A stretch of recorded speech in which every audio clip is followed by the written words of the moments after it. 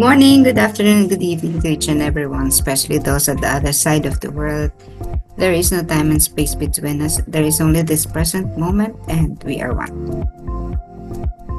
Today, Palm Sunday, we will read on diary entry number 1115. It was May 4, 1937, at the time of Faustina.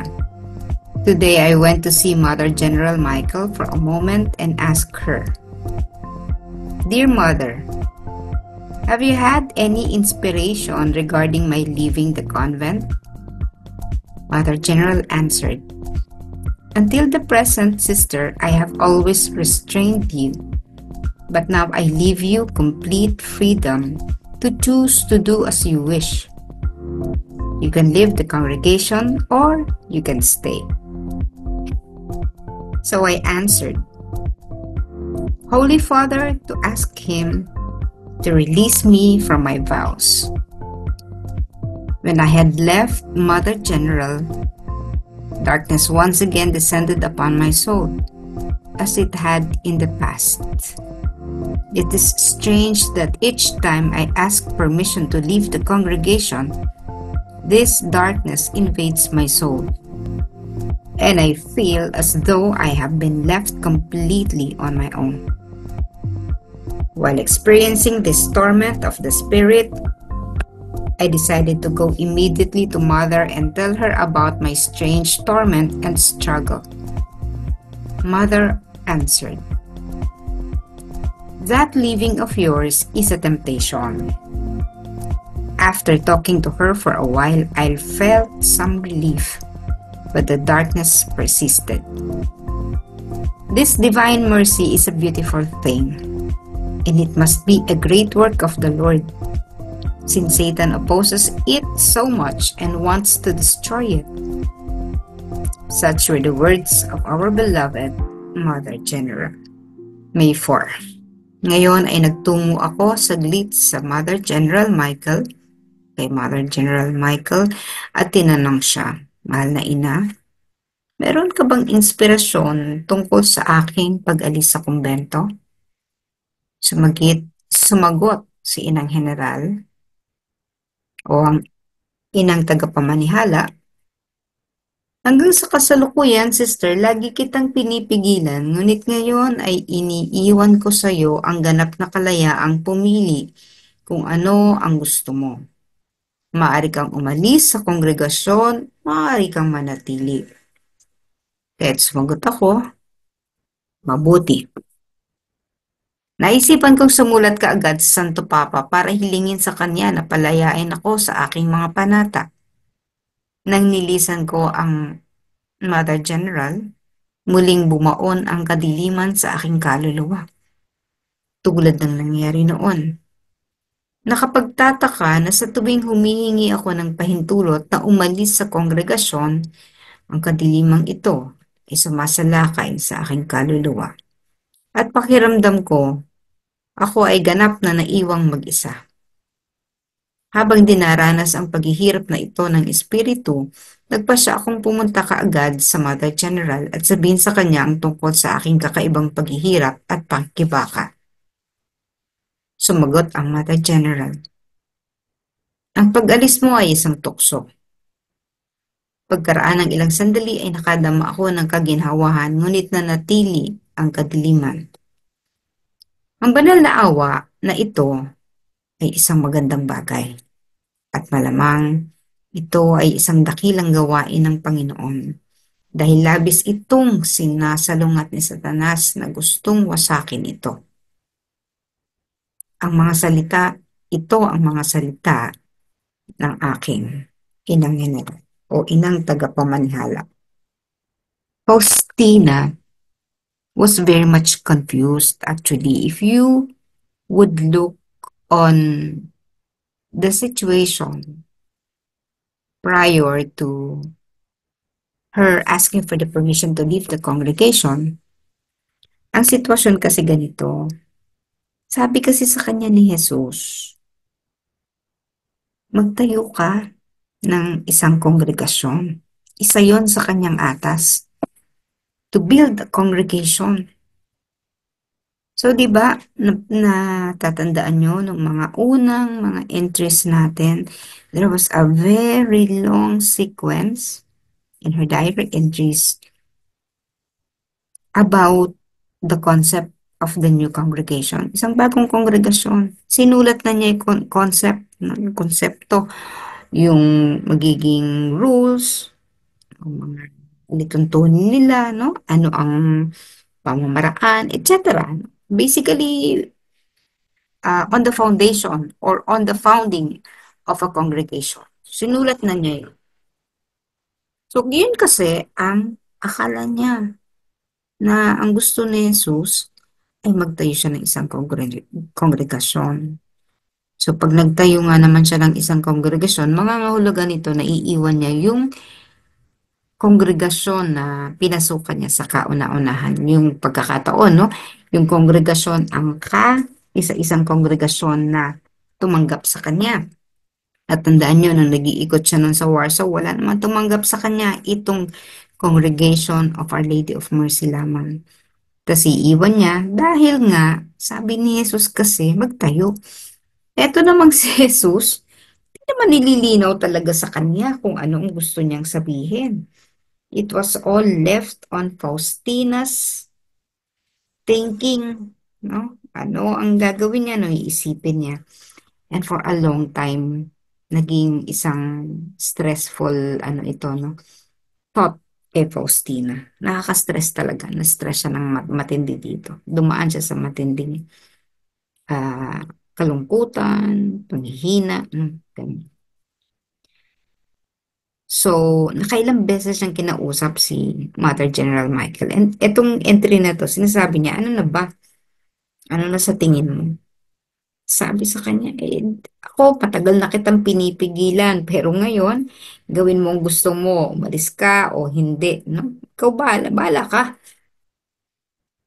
Kaya lang, napansin ni Faustina na every time she would ask for that permission to leave the congregation, napabalot siya ng kadiliman, hindi maganda yung pakiramdam, di ba? Meron siyang ganong pakiramdam. Ba't hindi ako masaya? Bakit malungkot? Ba't para ako sinasakluban ng langit at lupa? Bakit ang bigat-bigat ng pakiramdam? Meron siyang ganon. Ibig sabihin, hindi yon, pero hindi pa rin niya makuha. Bakit ba? Akala ko ba gusto ng Panginoon magtayo ng kongregasyon? Tapos, ganito naman ang pakiramdam ko. So, ang sabi ni Mother General, the divine mercy is a good work and that Satan is very much committed to destroying it. So, it was a temptation for you. Hindi pa actually sinabi dito, no, sa 11:15 kung anong sumunod, no? But then, may mga desisyon na dyan si Faustina. And actually, nabanggit naman na natin ito in the past, no? But then, uh, this is not what Jesus wanted, to establish a new congregation. Hindi talaga ito, no? Because the new congregation na sinasabi ni Jesus would be built by Father Michael Sopochko. So, yung ginawang rules ni Faustina, yun ang ginamit ng itinatag na kongregasyon ni Father Michael. Na wala na si Faustina nung maitayo, no? Pero, naging katulad nung pagpipinta ng imahe, di ba? Di naman siya marunong 3 years. Hindi ko alam pa paano gagawin. Sabi ni Faustina, sinusukuan na niya. No? Pero, hindi naman pala siya ang magpipinta. Iuugnay siya kay Father Michael at si Father Michael ang uugnay sa pintor. So, ganun din nangyari doon sa congregation. And, ah, ang hirap, no? Ang hirap mag-isip ng mga bagay. Lalo na kung may nakita ka na, gagawin ko ba to o hindi? Gagawin ko ba ito? May feeling ka kailangan mong gawin, pero may feeling ka pag gagawin mo na, pinipigilan ka. Marami akong ganong mga desisyon. Gusto ko na siyang gawin kasi sabi ko parang delay na. Pero hindi naman maganda ang pakiramdam ko pag yung hindi ko pa ginagawa, pero hindi maganda yung pakiramdam ko. Parang may kakaibang puwersa na pumipigil sa akin parang gawin.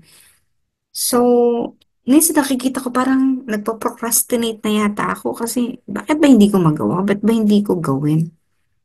No? But then, iisip ko lang, siguro talaga hindi pa panahon. Pero minsan ayoko ring isipin na excuse yun. Hindi naman yung parang dahil hindi ko nagagawa na execute, parang ang daling sabihin, ay hindi pa kalooban ng Diyos. No? Gusto ko ring mag-delineate ng kailan ba masasabi mo na kalooban ito ng Diyos at kailan mo sasabihin na ito ay procrastination. Parang ganun, no? Ang hirap. Pero katulad ni Faustina, matagal, nalangin, matagal, no? Hindi lang isang araw, isang linggo, isang taon. So, it took her years to finally discern, no?